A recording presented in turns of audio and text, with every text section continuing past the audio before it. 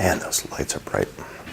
Hey everyone, I'm back in the Maryland office after a great trip to Charlotte, North Carolina last week. I went down there to visit the Blue Corona Charlotte office and for our company holiday party. Now I'm back this week in Maryland, which is where I'm based, to do it all over again. Just about every day this week, I've got a bunch of meetings. I've got things almost every night, some personal, mostly business.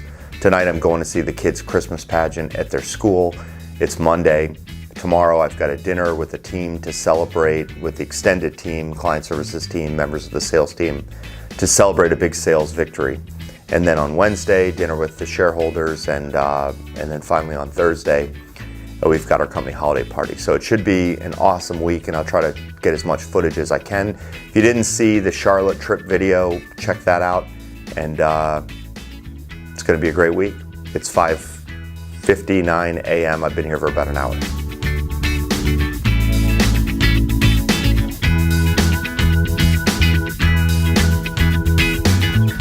And then we deliver the beautiful thing. Okay, so anyway, we'll put that one to bed. But it was a great insight on Jill's side, great chime in on Jeremiah's, and I thought Mike's was tied it all together perfectly. When you're an account manager communicating to a client, you're going through the monthly report, and maybe the cost per lead from pay-per-click has crept up. So there's one element where the emphasis is, oh, my cost per lead is going up, that's bad. From the client's perspective, you as an account manager turn then to the pay-per-click team and say, we need to do a better job getting the cost per lead down, and on and on and on. There's another perspective that you could adopt, which is that I think the analogy would be like with advertising and marketing, every now and then you find like the secret fishing pond in the neighborhood that like no one else has discovered. And you go there and you're like just catching fish after fish. I'm not really a fisherman. Mike actually has a pond in his backyard. If this is factually incorrect, if this is that when you're the first one to the pond that's full of fish, fishing is easy, okay? But then as the word gets out, you tell one person, like I found this great spot, and then you tell them, don't tell anyone. What do? They go and tell like the popular kid in school, and then everyone's there, okay? And now all of a sudden, it's more competitive. So on the one hand, what I think we as a company advocate doing is you track everything. You're running a test, that's like going to the new pond. If it works, you pour more resources into it. But you have to recognize that at some point, the word is gonna get out. What we should be doing is telling the client, if you can make the economics work on the paid search side, even with the increased cost, you should be getting as much as you can out of it. Simultaneously, we should be testing new things. Testing in this Nextdoor test, right? And I don't think Nextdoor should be cast as the evaluation of it is leads and cost per lead. In our proven process, like one of the final pieces is make yourself the authority for what you do in the markets that you do it. For any of you that live in a neighborhood where there is Nextdoor, you cannot tell me that when you log into Nextdoor on the app and you see GAC's ad right there with 12 neighbors that have recommended it, that's not reinforcing GAC as an authority in your neighborhood. It's 9:41, super long day.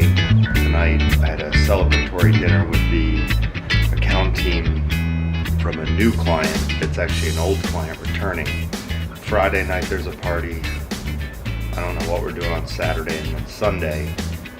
We're supposed to be going down to the National Christmas Tree and then the Capitol Grill with the Maudlin. So there is no chance I'm going to fit in any of my clothes by Christmas Eve. So I'm going to have to come up with a strategy for either exercise or eating a lot less because the weight loss is not going well at all.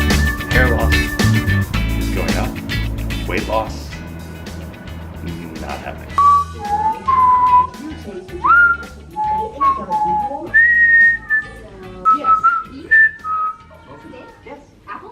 Hi, Jack. You look like you're killing it on the couch. You sick? No.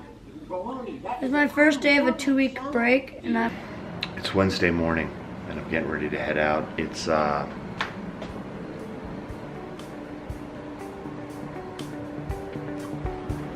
4:38 a.m. I could not sleep last night. I just had so much on my mind with end of the year stuff and trying to figure out our plan for 2019, and I also spent a little bit of time thinking about my brother. My brother started smoking cigarettes when we were kids. I think watching me do the same, I was able to quit after college, and he continues to smoke. And so I don't know, I just kept thinking, I feel responsible. He's getting close to 40, and I really got to talk to him and have him, kick that habit. So anyway, that's what I was thinking about. A little bit of insomnia, but I'll bounce back. I'm headed to Starbucks here shortly, and then off to the office. Hey, good morning, everyone. It's Wednesday, and it's been a busy week so far. Monday is mostly meetings, executive team meetings. We do a weekly level 10 meeting where we go through and talk about different parts of the business. We run through a scoreboard, any numbers that are off track. We create an issue and we look into why those numbers are running low or sometimes running high. And then we'll go through and process issues. And so basically taking the top issues that are happening in the business and then going through and trying to identify what's the real cause of the issue, what's the real issue that we're experiencing, discuss it as an executive team, and then come up with solutions. And that drives our to-dos then for the coming week.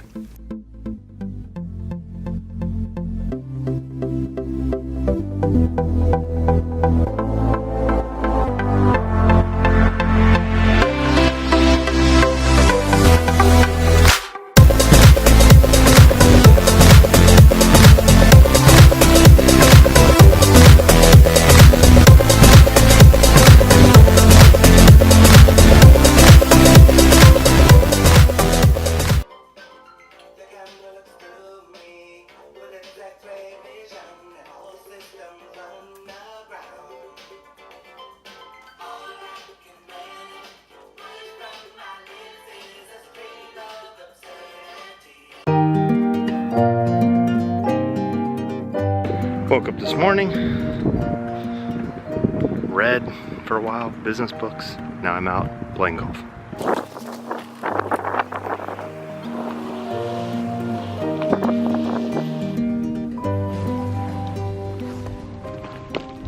I'm gonna send this to you, Dyer, marked up so that you can analyze yourself and just it'll drive you nuts.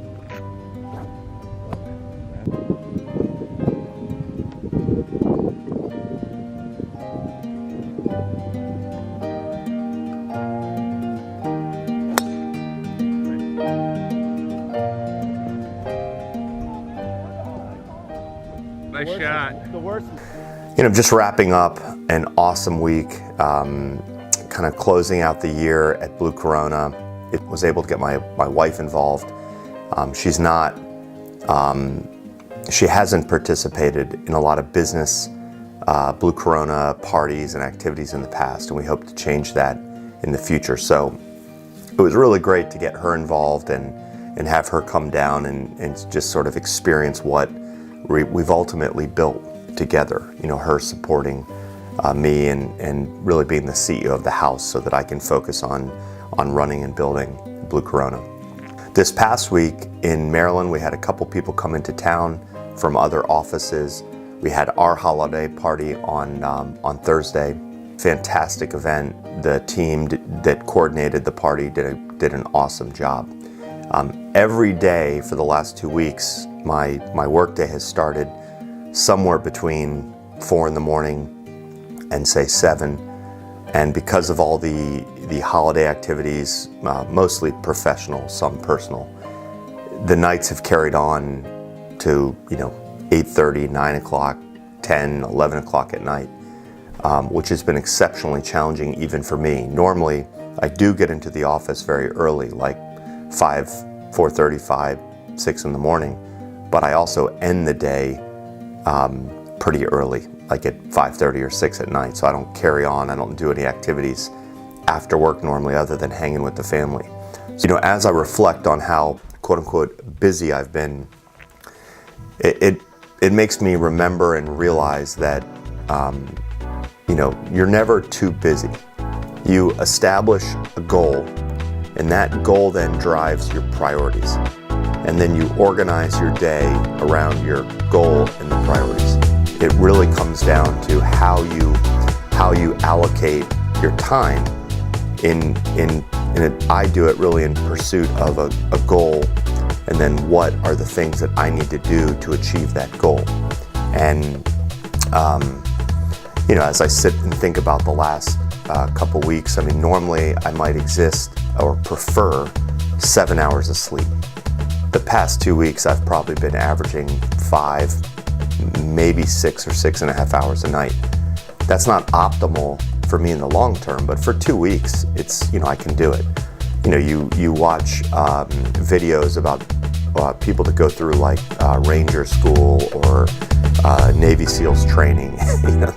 Those folks are existing with 0 hours of sleep for extended periods of time, for training. And while I'm certainly not tough enough to do that, and probably a lot of you listening aren't tough enough to do that, that is such an extreme. I mean, 5 hours of sleep a night compared to someone going through BUD/S training and getting almost none. 5 hours is like luxurious. And if you find yourself feeling like you don't have enough time, what you really need to do is examine what your goals are, how you're spending your day, and to question some of the things that maybe by default you never question. How much sleep you actually need.